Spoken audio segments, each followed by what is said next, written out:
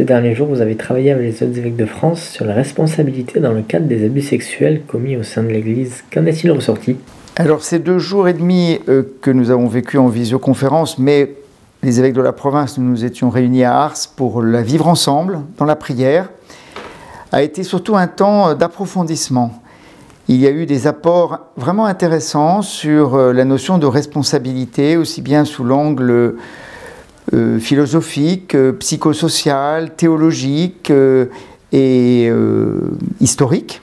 Et cela nous a donné l'occasion d'approfondir cette notion, d'ailleurs avec des éclairages aussi qui sont venus de l'expérience de ce comité qui travaille au nom de l'État sur la mémoire du terrorisme, et avec le projet d'un lieu de mémoire, d'un musée.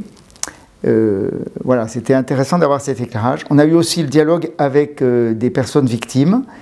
On a vécu la soirée avec une pièce de théâtre par Pierre Martinez intitulée Pardon, point d'interrogation, qui vraiment faisait résonner aussi cette question du ressenti, de la souffrance des victimes et de tout ce cheminement. Donc c'était un temps, pas pour prendre immédiatement des orientations, elles viendront plutôt à la fin du mois de mars lors de l'assemblée qui est prévue, mais plutôt un temps d'approfondissement, un temps un peu spirituel aussi, et de partage, d'écoute mutuelle, pour bien discerner bien notre responsabilité propre d'évêque, la responsabilité de l'Église, pour le passé, pour le présent et pour l'avenir. Le diocèse de Valence est déjà bien impliqué dans le sujet. Oui, il me semble que justement ce partenariat qu'on a signé à Valence avec France Victimes 26 et l'association Remède, eh bien, entre dans ces processus de justice restaurative. Hein, j'ai un peu découvert le mot il y a finalement pas tellement longtemps, et pas seulement le mot mais la réalité. C'est en fait l'importance des dialogues, des processus d'écoute mutuelle qui permettent finalement de retisser du lien. Et voilà, dans le petit groupe d'évêques avec des personnes victimes où je me suis retrouvé, on a pu vraiment prendre du temps d'écoute mutuelle et d'approfondissement du coup. Et je pense que c'est ce que nous pouvons souhaiter. La parole, voilà, le fait de récits qui font mémoire, même si c'est des fois quelque chose de très lointain et de très enfoui, eh bien ça compte. Voilà. Donc je pense qu'on est sur ce chemin, un chemin qui va encore être long, et il y aura le rapport de la SIAZ qui va arriver aussi à l'automne. On avance, je pense, sur un chemin de prise de conscience, d'accompagnement des personnes victimes et aussi d'éducation, un travail au long cours. La loi de séparatisme a été votée en première lecture à l'Assemblée nationale. En quoi la religion est concernée sur ce texte? Alors, dans ce projet de loi qui vise à conforter, à fortifier les respects des principes de la République, il y a des dispositions qui sont compréhensibles, par exemple contre les mariages forcés, les mutilations. Très bien.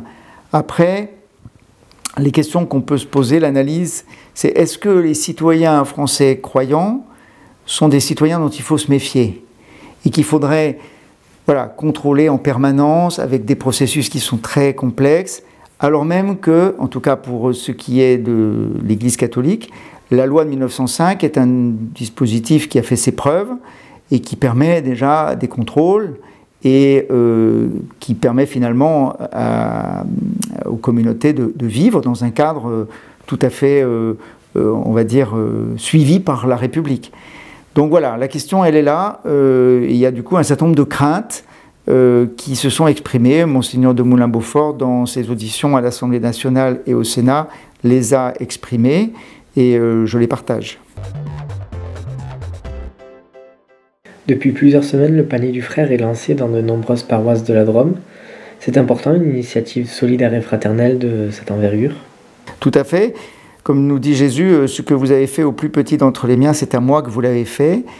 Je trouve très heureuse et vraiment pertinente cette initiative de panier du frère, qui permettent donc à des fidèles, des participants aux célébrations de déposer des produits de première nécessité, soit alimentaires, soit d'hygiène, pour que voilà, des personnes qui ont vraiment dans ce besoin soient accompagnées, soient soutenues. Mais ce que j'ai entendu aussi dans les témoignages, c'est que cela s'accompagne de temps d'échange, de temps où voilà, on se parle. Et ça me paraît très important. Et que du coup, la remise du panier du frère ne soit pas simplement une manière de parer au plus pressé, bien sûr, il faut le faire, mais aussi d'écouter peut-être ces hommes, ces femmes, ces familles qui sont dans le besoin et qui ont aussi un besoin d'écoute, un besoin de rencontre, de dialogue. Je pense que là, on est au cœur de la démarche du carême, de ce chemin de conversion, où finalement, ensemble, eh bien, on se reconnaît, puis on reconnaît finalement le Christ qui est là au milieu de nous et qui se fait reconnaître dans nos frères et sœurs qui sont en difficulté, et il est là au milieu de nous.